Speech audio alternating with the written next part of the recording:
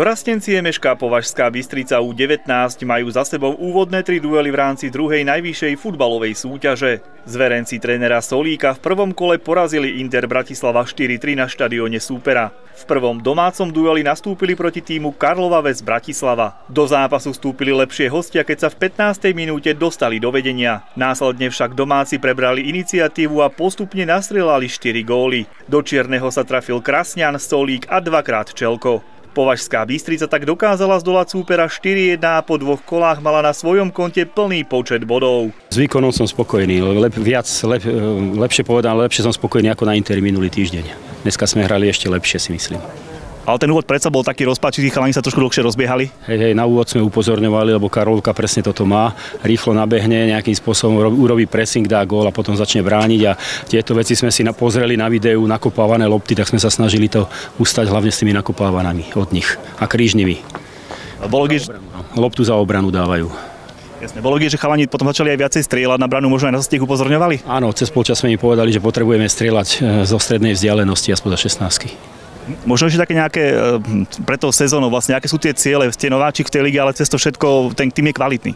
Áno, máme kvalitný tým a tie ciele sú také, aby sme potvrdili hlavne, že tam patríme do tej súťaže. To je pre nás dôležité.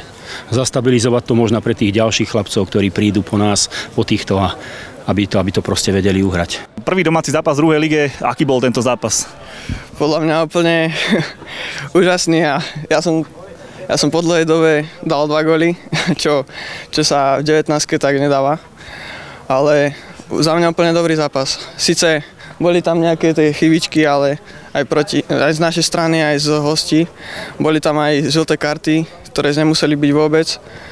Ale ja hodnotím zápas pozitívne. Do začiatku zápasu sme tam dobre naskočili, ale potom sme dostali taký zlý gól z odrazenej lopty a prehrávali sme 1-0 a museli sme vyrovnať. Čo vám možno tréner hovoril pred zápasom, lebo hovoril, že naozaj ste si mali dávať práve na to pozor, čo ste vlastne neurobili? No, tréner nám hovoril, že pred zápasom, že si musíme dávať bacha na tie nakopávané lopty.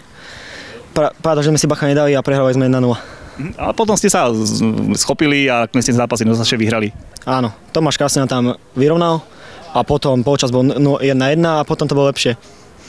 Čo týka možno všeobecne vstupu do ligy, zatiaľ máte 2 víťazstvá, možno je to podľa plánov, idete? Áno, ideme podľa plánov, chceme ísť o tú topku hrať a dúfam, že tak budeme furt pokračovať. Aký je ten vstup podľa teba do tej ligy? Zatiaľ vlastne 2 zápasy, 2 víťazstvá, ste nováčik, tak zatiaľ asi dobre. Tak jasne, dobre, 2 zápasy, 2 výhry, pohode. Na nováčika si myslím. Dúfam, že to pôjde takto ďalej. Možno je tá motivácia pre vás aj ten seniorský tým, lebo je vidno, že veľa chalanov prechádza potom následne aj k mužom do druhej ligy?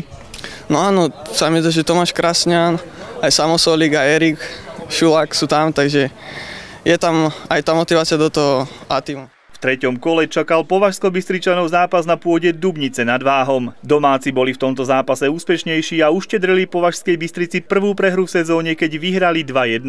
V najbližšom kole sa zverenci trénera Solíka stretnú doma 3. septembra s tímom Fomad Martin.